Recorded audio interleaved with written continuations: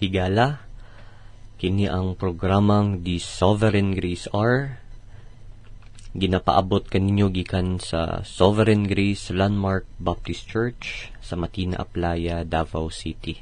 Inyong makauban karon si Attorney Lemuel Atop, ang temporaryong modala sa ato ang programa.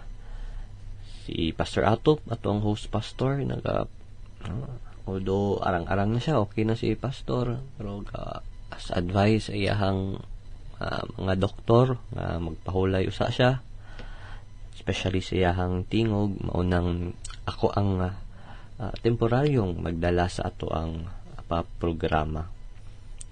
Unta na amutanan sa maayong kahimtang o unta ang inyohang Domingo, niaging adlaw yesterday, dala og daghang panalangin. Unta na panalanginan ta sa aming mensahe sa ato ang mga preachers. Unta na himuot ang Ginoo sa ato ang gibuhat. Sige, bago kita mag-adto sa tuon sa pulong sa Ginoo, ito ang upcoming events, especially karong simanaha sa June 20, naata dira sa Tamban, Governor Hindoroso, na ipagabuhaton nga Bible Seminar. So mga pastors, not just pastors, mga members from other denomination invite mo namo nga mo tambong sa one day Bible Seminar dira sa Tamban, Governor Generoso. Kauban to si Pastor Edwin Bungkales. And on June 21, Saturday, na ay pagbuhaton nga Thanksgiving, no, sa Pinasagan Church na under ginadumalaan ni Pastor June Orofon. Sige, mag-aadto kita sa ato ang pagampo. Ginoo, nagaduol na usab kami sa imong atubangan karong taknaa nga dako among kalipay sa imong gibuhat sa mong kinabuhi. Salamat sa malampuson nga panimbahon kagahapon.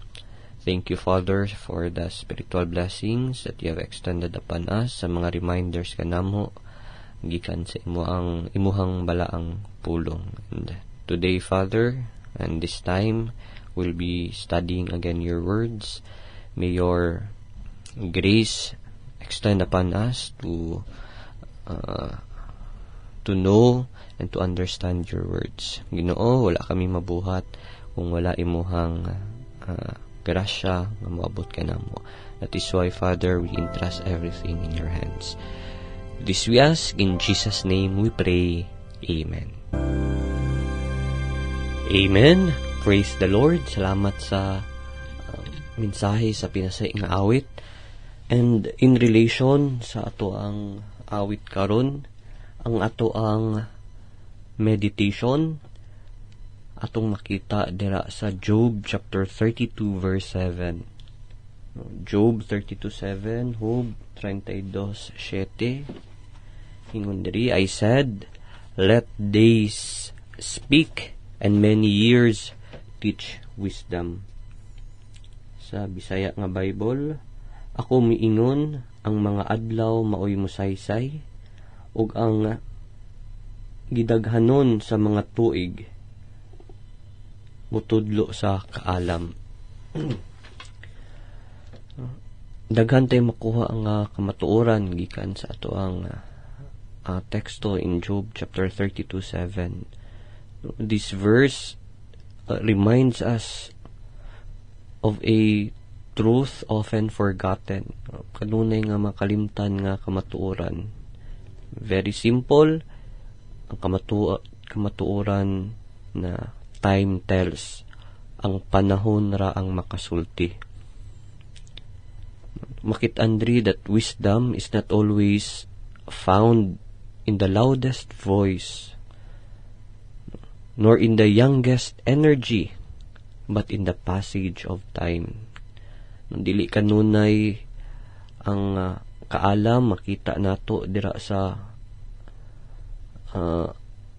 anong pinakasaba nga tingog o dili kaha diha sa pagkakabatanon, kundili makita nato sa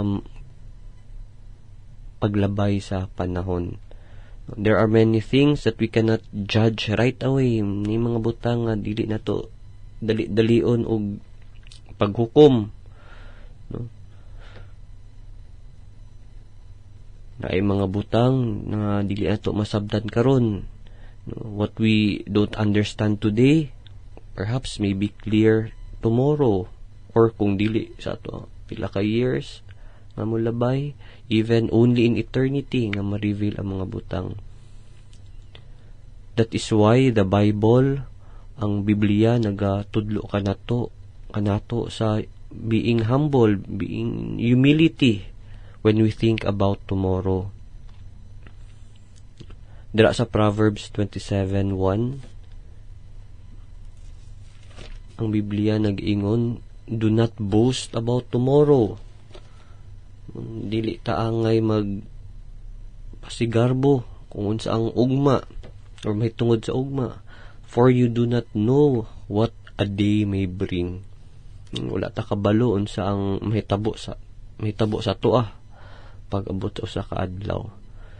That is why even if we have plans and we are confident on our plans, dapat atong i-admit nga wala jud tay we truly do not know unsa ang adlaw nga what even one day might bring. Wata kabalo unsang ato ang kaugmaon, mao nang ginatudlo nato sa Biblia, to be humble always, no? Dapat na ang humility. Why? Because our strength is limited. Atong kusog kay limitado ra. Karon maayo taglawas, pila ka adlaw maluya ta. Ang ato ang paglantaw kay gamay ra. It is very short. That is why also in James 4:13-15 nagatudlo ka nato about tomorrow. Ingon diri, come now, you who say, today or tomorrow we will go to such and such a town, yet you do not know what tomorrow will bring.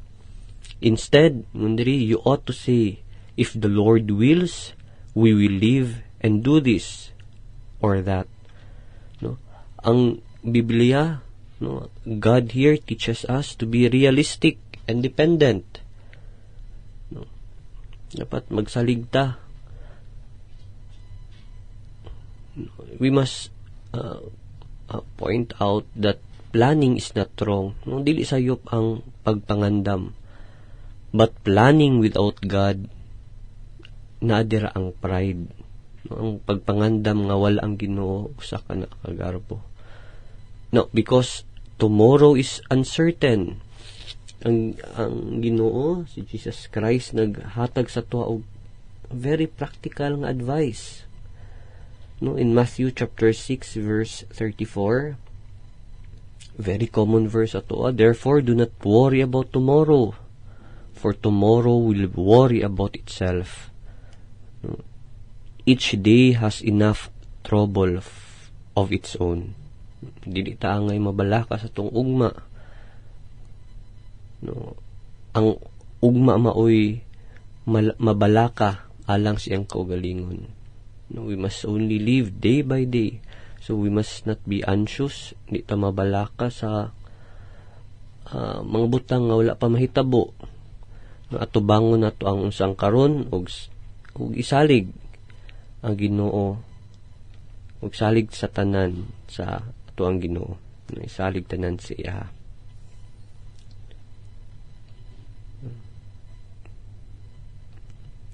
Sa atong makit-an pa diri in Ecclesiastes chapter 9 verse 12,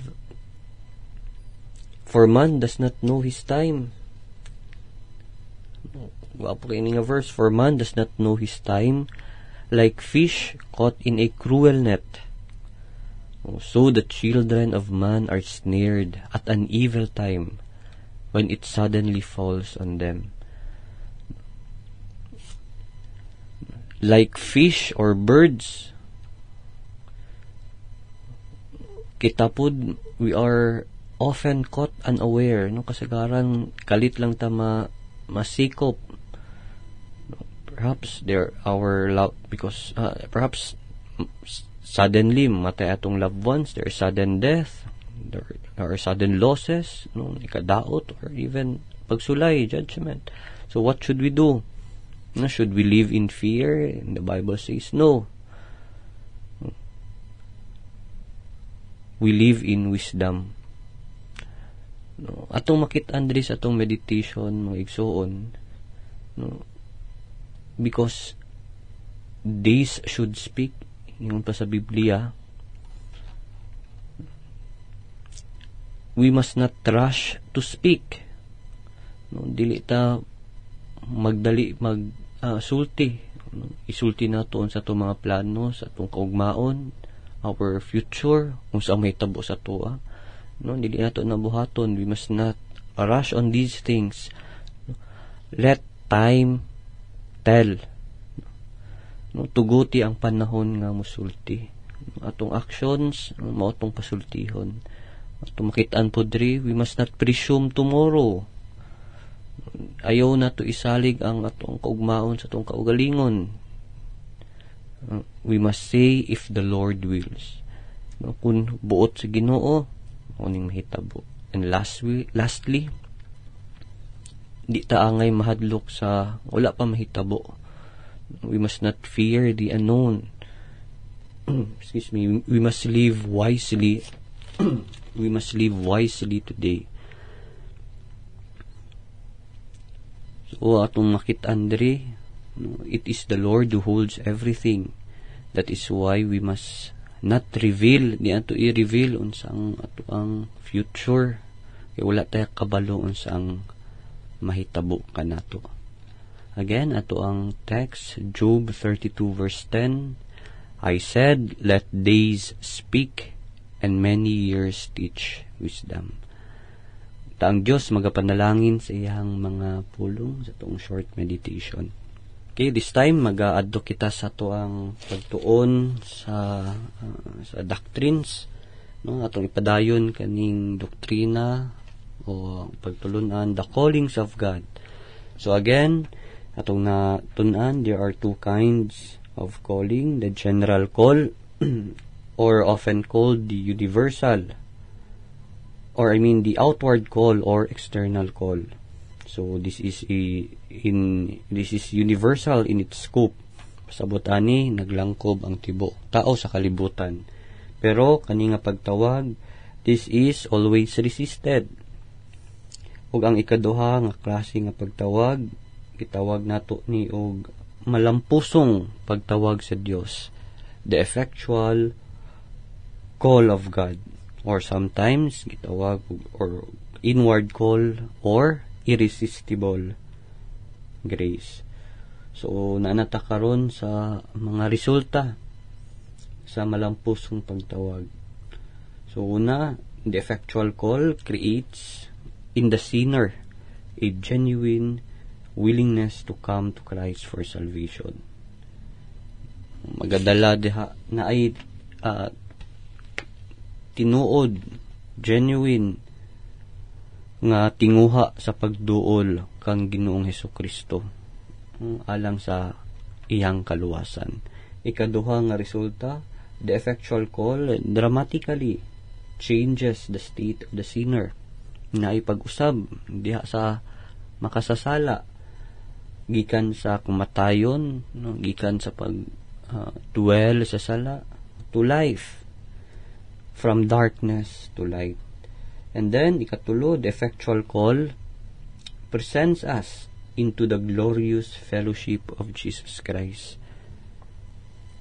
No? Pinaagi sa maong pagtawag, kini maghatod kanato ngadto sa mahimayaong pakigsandurot uban kang Ginoong Hesukristo.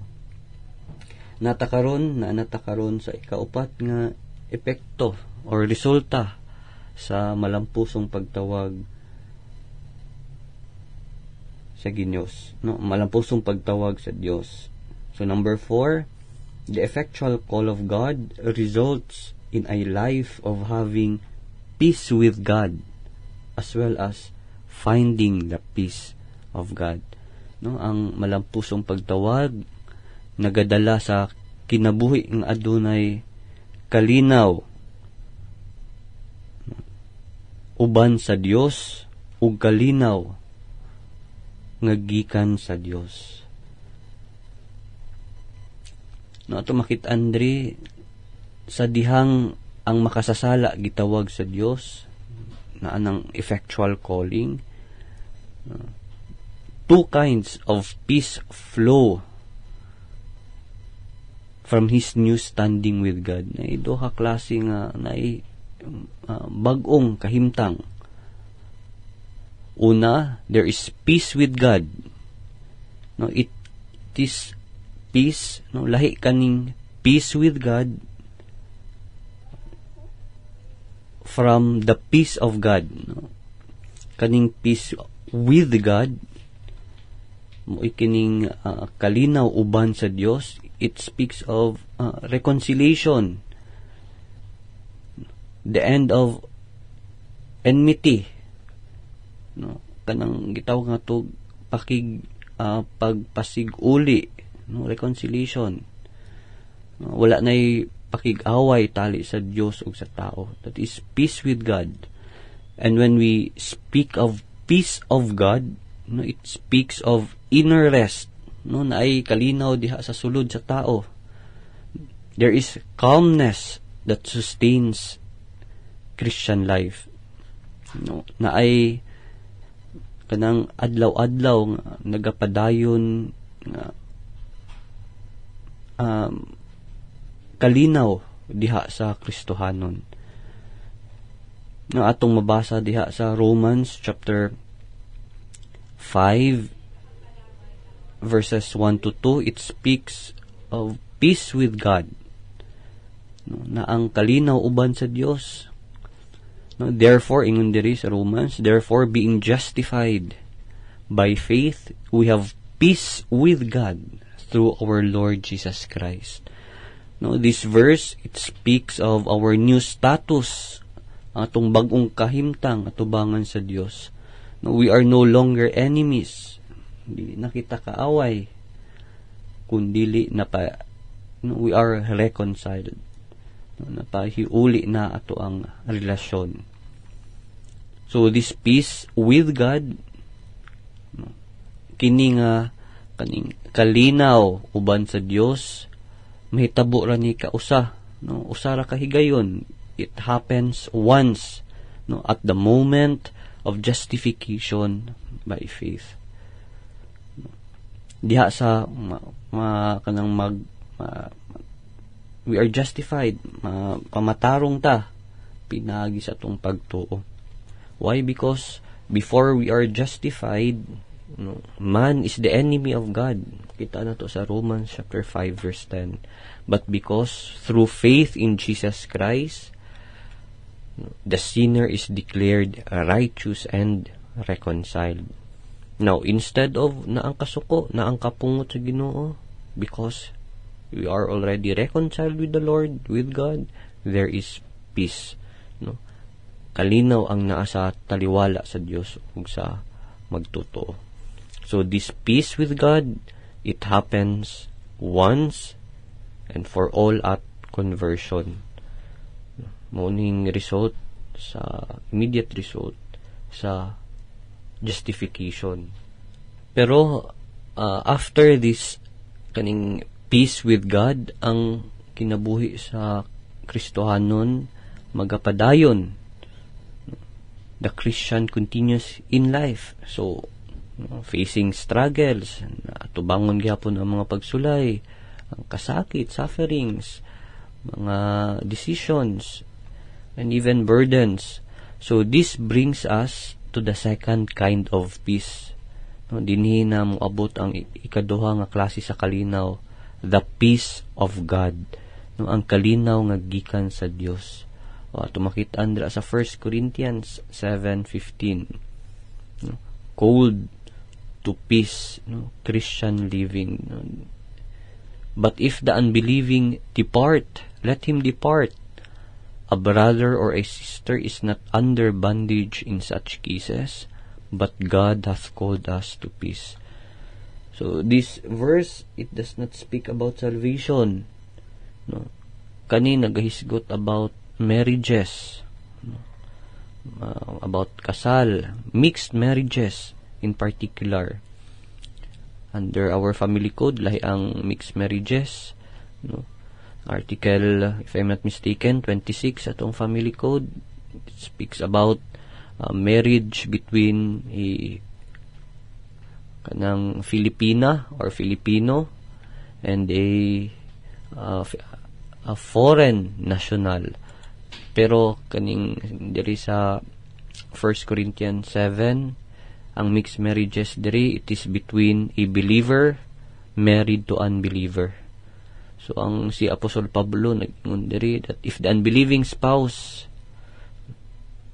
wants to live, ang believer nga ang magbubuot, ang magtotoo, should let him go.